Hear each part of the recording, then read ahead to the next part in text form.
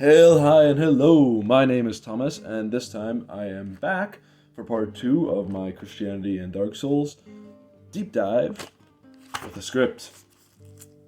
Fancy script, bullet points. Hopefully I'll stay on track with this. I'm not sure if that's actually going to happen or not, but we'll give it our best shot. It's like take 45, so by this point in the night, I'm ready to just go for it. So, context on humanity in Dark Souls. Humanity is basically this kind of weirdly finite, not finite.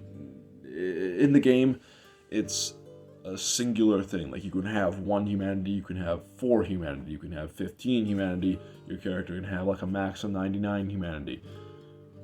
I don't think in the lore that's what it's actually meant to be. It's not like a tangible thing. It's more so something that every human possesses. Kind of humanity is this intangible aspect of each human, rather than humanity being a generic token that you can use to get your health back and get invaded. It makes sense in the context of the game.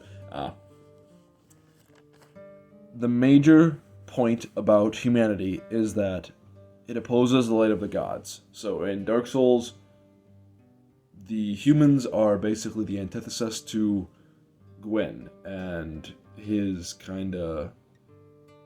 age of fire, his age of light and everything. It's kind of a fake good, but his world doesn't really work with humans having their full power. And a really important facet of that, because every human has humanity in them, is that out of each human seeps the abyss from that humanity. Kind of roughly guessing, based on the best that I can estimate, humanity parallels to our sinful human nature.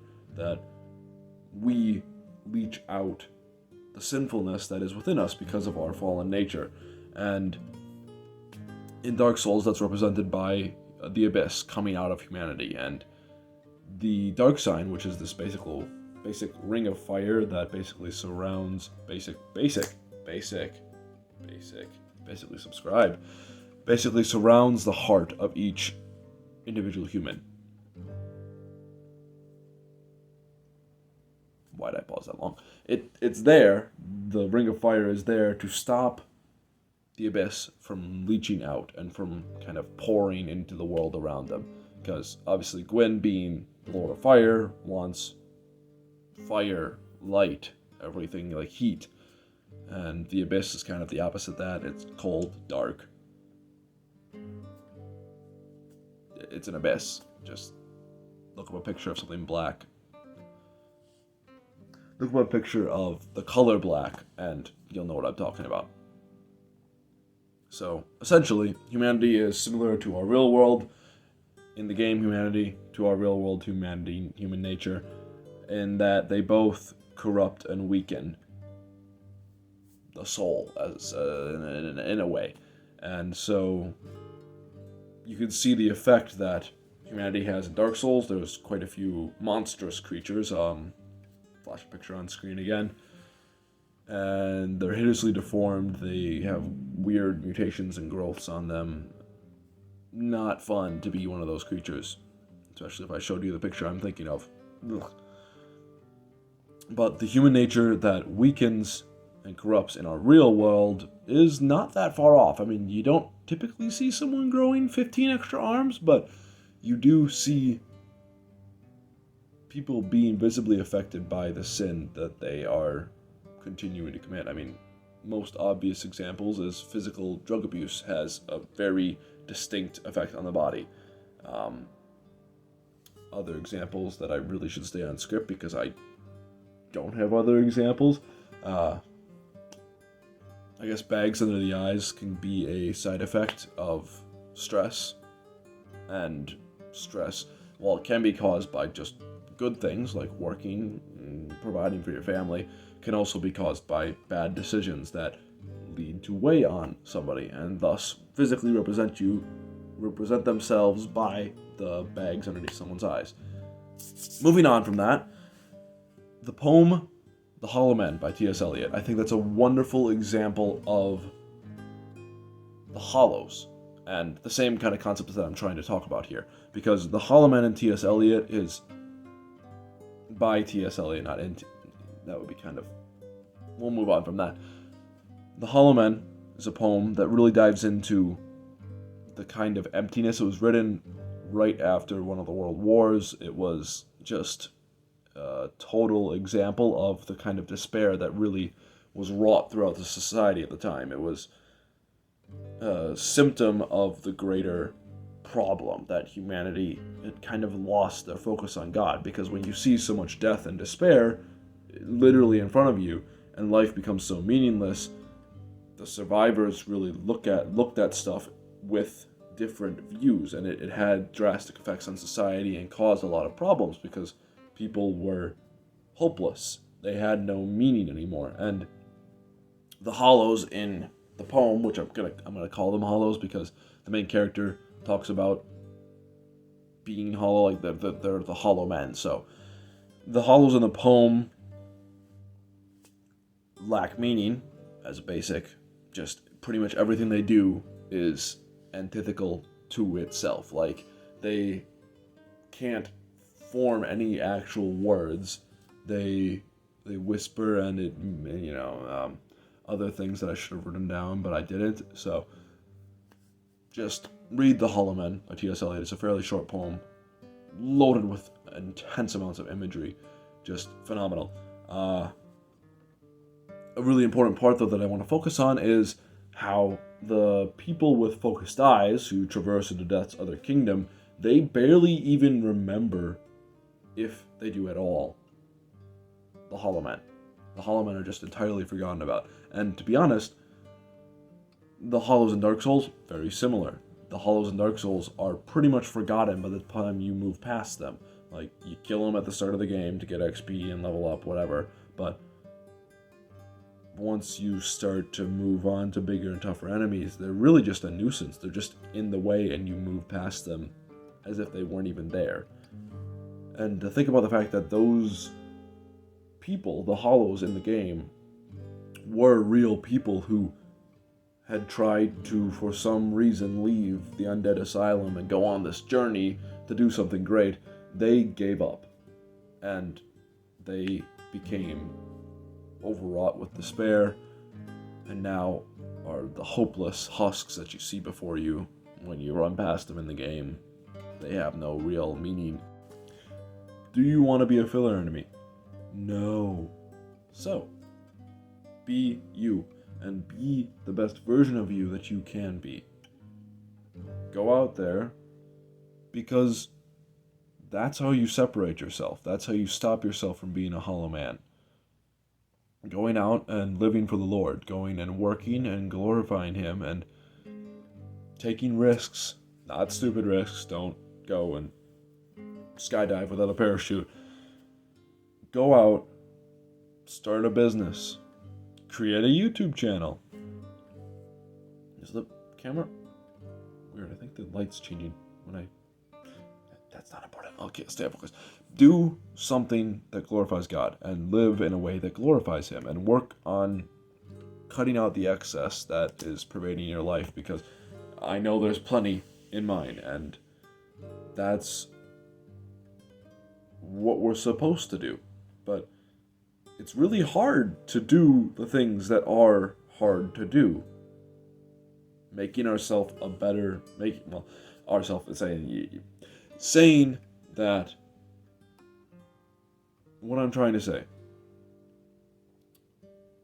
Work to better yourself each day.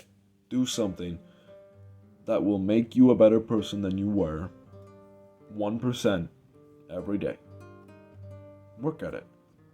And in working at that, that makes you different. It makes you no longer just a hollow man with no meaning, someone caught in doom scrolling. I know I've been there plenty. And it makes you someone who, at the very least, is striving against being hollow. And speaking of striving, my next bullet point, and the thing I want to talk about, kind of the most excited about, is the Theodore Roosevelt quote. This is the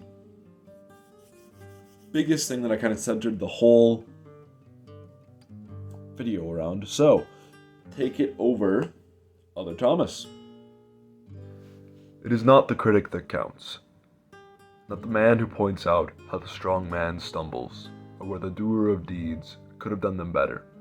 The credit belongs to the man who is actually in the arena, whose face is marred by dust and sweat and blood, who strives valiantly, who errs, who comes short again and again, because there is no effort without error and shortcoming, but who does actually strive to do the deeds, who knows great enthusiasms, the great devotions, who spends himself in a worthy cause, who at the best knows in the end the triumph of high achievement, and who at the worst, if he fails, at least fails while daring greatly, so that his place shall never be with those cold and timid souls who know neither victory nor defeat.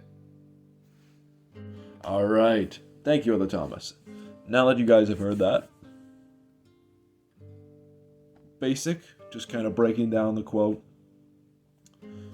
Parallel that I'm drawing from Theodore Roosevelt, the hollow men, I think, are perfect, both in the poem and in the game. Being hollow parallels directly to being the cold and timid men at the end of the poem. Or, quote, how each of them don't live. They don't do things. They don't go out and try. Even though they may fail, they see that they may fail, and they decide that they shouldn't do something. They shouldn't go forward and push to become greater and better.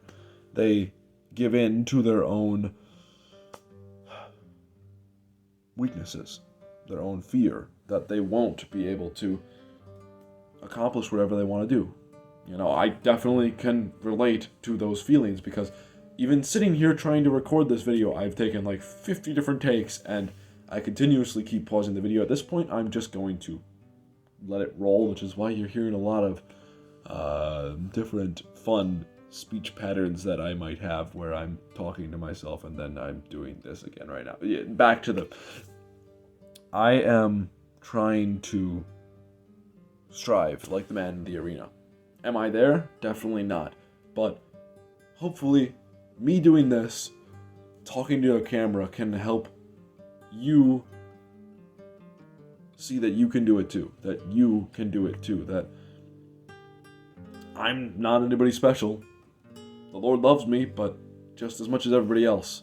It's not like I'm all fancy Mr. Fancy Smans Pants. That's embarrassing that I said that out loud. But you, my dear viewer, are as capable of going out and doing anything that you were dreaming of doing and helping the people that you want to help. It really just takes you and trusting the Lord's will, which segues into my next part, but I'm going to come back and I'll come back to that in just a second. Striving to be the man in the arena, that is what we should do. And the pain of the failed attempt, which in many senses is what I'm doing here, watching the last video, makes me want to explode. But knowing that I posted that and having posted something is so much less painful than finishing my life, being on the final moments of my deathbed and looking back and thinking, I could have done that, I probably should have done that, and I didn't do anything because I was afraid that I was going to fail. This video, as you can obviously see, is by no means perfect, but doing this is one of the ways that I get to strive. And so I want to encourage you do the same. Go out and do whatever you are looking forward to trying, wanting to try, regretting that you haven't done it yet or haven't started yet. Go for it. Go for it and go forward and go strive and fail. And embrace that failure, knowing that the Lord is with you as you fail. And that leads perfectly into my final bullet point from 2 Timothy chapter 1, verse 7. For the Spirit God gave us does not make us timid, but gives us power, love, and self-discipline.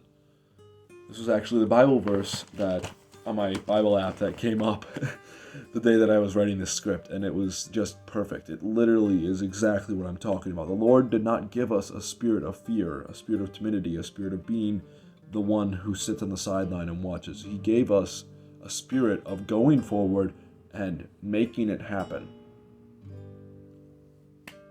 or failing to make it happen. But he gave us the spirit of going for it, going to strive for his glory and for what is good and right. That, my dear viewer, is what I want for both me and for you. Because striving and failing is so much better than not having striven at all. Striven a word? I hope it's a word. So please, my dear viewer, remember that God has you in the palm of his hand, that he holds the entire universe,